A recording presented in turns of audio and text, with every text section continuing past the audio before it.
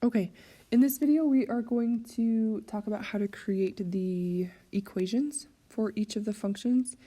And you've had the most experience with linear in the last 2 years, some experience with exponential last year, and then we've done a lot of quadratic this year. Where you guys don't have calculators at home per se, maybe some of you do, I'm going to do them all by hand, and you can always check your equation by plugging it into Desmos. So I'm going to do a couple of those in both ways. So let's start with the linear functions. I'm going to go down this left side and just do these examples. Again, you're going to create a few of these on your homework assignment, so I'll just remind you how to do that. Linear functions, remember, we often write in the form y equals mx plus b, right? Where m represents often what we call the slope. So specifically, if we're looking at a graph, we look for the slope. We also call it the rate of change, because it's comparing those growth values together.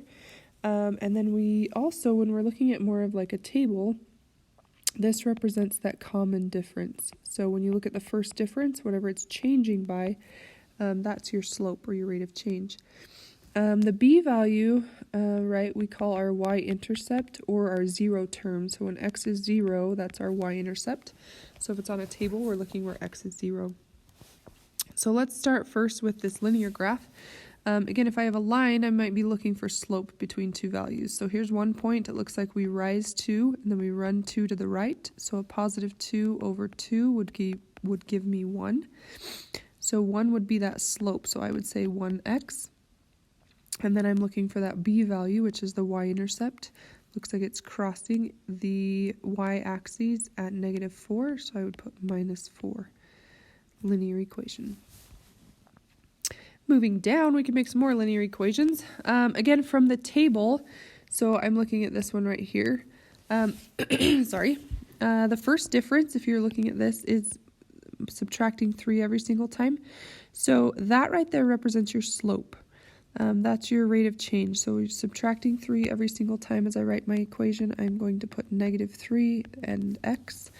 And then I'm looking for, again, my y-intercept. And remember that y-intercepts occur when x is 0. So if we look up here, when x is 0, y is 2.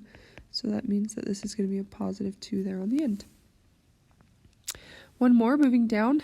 Again, this one has a common difference of adding 5. So when I create my linear equation, I know that it's going to be 5x.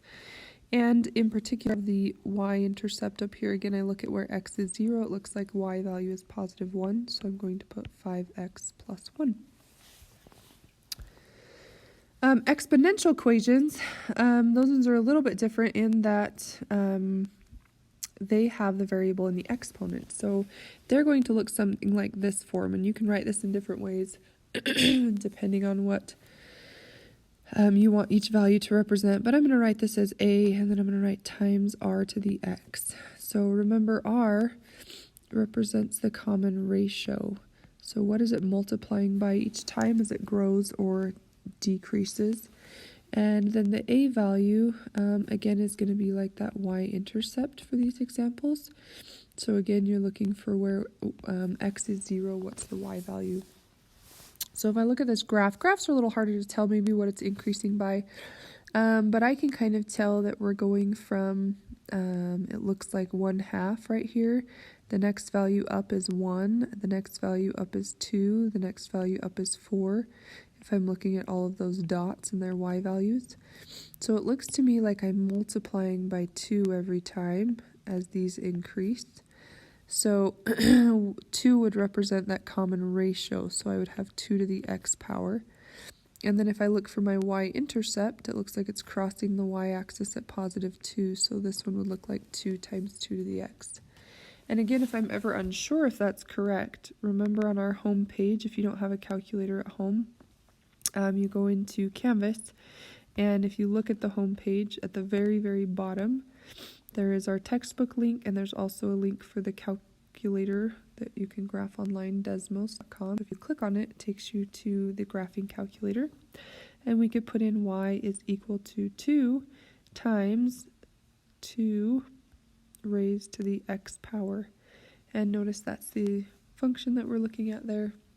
Again, you could check it in a graphing calculator if you have one at home. All right, let's make more of those. So again, exponential. Maybe I should put a box around that guy. If I look at the next one, again, exponential here, I'm looking for my y-intercept and then my common ratio. Remember, common ratio is what it's multiplying by every time. So this one just happens to be also multiplying by 2, so I'm going to say 2 to the x. If you look for its y-intercept, y-intercepts occur when x is 0. So it looks like when x is 0, y is 4. So this one's going to be 4 times 2 to the x. Exponential equation down here. Oh, I spelled exponential wrong. We are going to go y is equal to, and again, my common ratio on this one is listed right here. It's 1/6. So this is going to be 1/6 to the x. And then I look for my y-intercept. So if you look where x is 0, it looks like y is 648. So this is going to be 648 times 1/6 to the x. All right, lastly, quadratic. This one took a little more work. When we created these equations, we used the vertex often, and then we used one other point to find the a value. So I'm going to do that same thing. On the graph, though, I'm going to show you just how to do it kind of based off of what we're looking at here. So remember, our vertex form is y is equal to, we have a x minus h squared plus k. And remember, the h and the k represented the vertex of the function. So if we have the vertex, we always did the opposite of h and k. So if I look up at this graph right here, it looks like my vertex, or that low point right there, is at the point 1, comma, -3. So I know that to create most of my equation, I'm just going to put the 1 in and the -3. So it's going to look something like that in those spots. So I'm going to write out most of the equation. Y is equal to a, x minus 1 squared minus 3.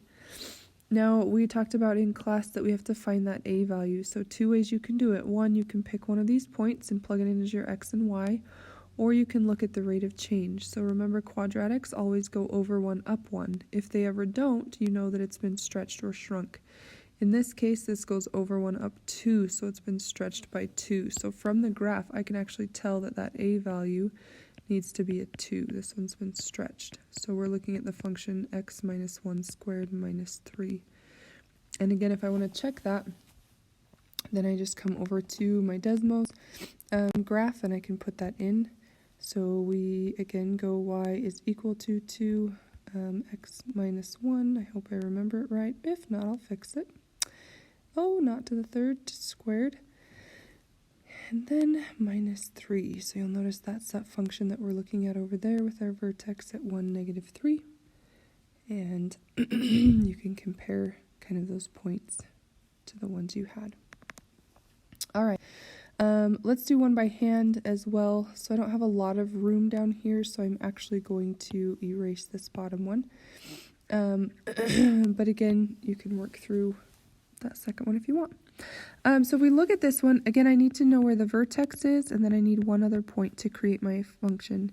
So if you look at this pattern here, it's going 11, 5, 3, back up to 5. You can see that this right here is kind of where it's going to make that U shape. This is where it hits rock bottom before the values start going up again, 5, 11, 21. So if that is like the middle of the data values, that would be the vertex of the parabola. And then you can choose any other point as your point value that you're going to use to find the a value, as we did in class. So let's say I choose the point 1, 5. So I chose this one right next to it, any other point. So when I put my vertex in, I'm going to have y is equal to, I don't know the a value, I go x minus, there's my h and my k, so I'm going to put 0 in here. And I'm going to put plus 3 out here. So there's the vertex, 0, 3. Then, again, as we practiced in class, we use this x, y as another point. So where the y value is, I'm going to put 5. I'm going to leave the a there because I don't know what it is. And where the x value is, I'm going to put 1. And then we simplify and we solve to figure out what that a value would be. So I'm going to subtract 3. I'm going to get 2 is equal to a. And then I'm going to simplify this. So 1 minus 0 on the inside of those parentheses. 1 minus 0 is 1. So if I have 1 and I square it, that's just 1 times 1. So this whole thing is like 2 equals a times 1 essentially, and a times 1 is just a. So my a value that I know needs to go into my equation is the value 2. So I write y is equal to 2, and I can write x minus 0 if I want, squared plus 3. Or I say you can write it if you want, because normally if it's minusing 0, then we would just write 2x squared to represent that, plus 3. So either of those I would accept and would be correct. Okay, that should help you as you're writing the equations on your assignment.